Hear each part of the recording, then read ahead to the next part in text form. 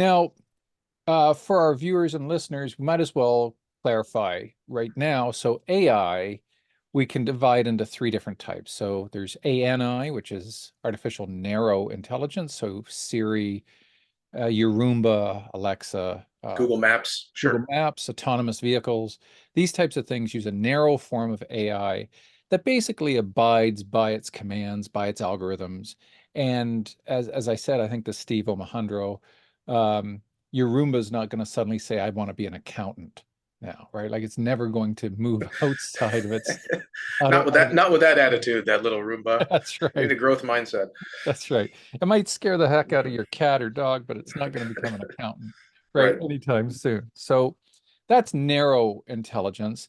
Um, and there's some really powerful, strong forms of Oh, that stuff, right? for Like, sure. For let's not sure. kid ourselves. It's out Yeah. there.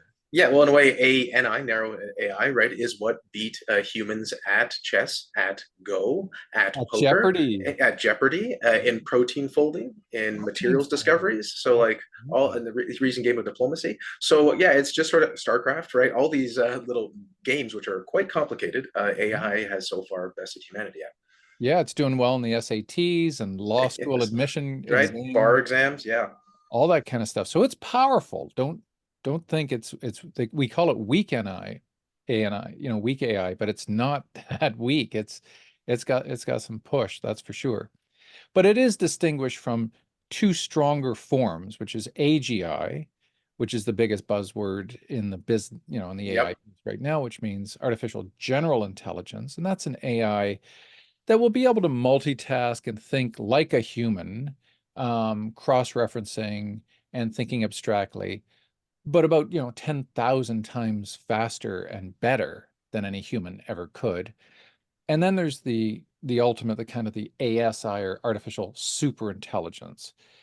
Now, we talk in the AI biz, Darren, about timelines, AGI timelines. And so a lot of people are speculating right now, when do we think that that's going to occur? Do you have a personal number? Like abortion doctors have a limit as to when they will no longer uh, perform abortions, and that's their personal choice. In the AI biz, we all have our theory, our hypotheses as to when we think AGI is going to occur. Are you okay with telling us what you think?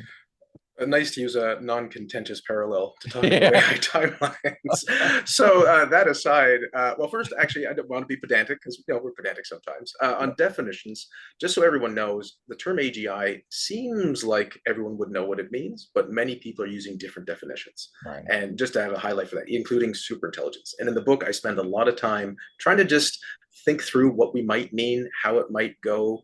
I kind of settle on a sort of more everyday, easily understandable example. So for Hmm. me, it's when a computer system could complete intellectual tasks at the Oh, level of like an average person. So think of your average coworker.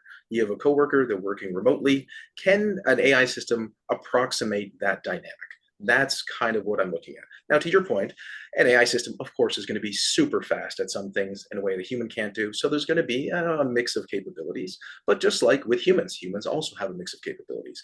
And when we try to evaluate their performance, we think, wow, that person's really good at this, but they're not as good as that. And they end up with some sort of understanding of capable sure. systems. So similarly, an ASI is expert level or above. Now, just to disambiguate that, a lot of people use AGI to mean a computer system that can do any task, either at a human level or That's right. even the world level. And sometimes people conflate ASI, AGI. So whenever you're talking about this, it's just really useful to say, like, what do you mean, right? Because sometimes people say human level, and they like, do you mean a particular human? Do you mean the best human? Do you mean all of humanity? Mhm. And I find sometimes people mean all the things until you ask them, and they're like, oh, wait, I'm not quite sure. Anyway, no matter what, it's going to be messy. And when I think about when we'll have like a system that could approximate your average coworker on an intellectual tasks, I think that's also worth sticking on just a moment. Robotics is important and interesting, but this is mainly just the intellectual task sphere. I think robotics is going to take a lot more time to sort of percolate through society for various reasons.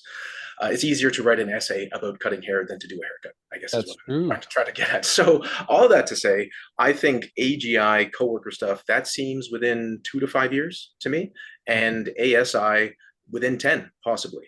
Depending on how these systems go, there could be a very short time window between what we might consider AGI or Mm. ASI, or depending on your current job, you might already be replaceable by an AI system. So there's always going to be these uneven impacts and rollouts and releases where I know some companies are already piloting different AI systems.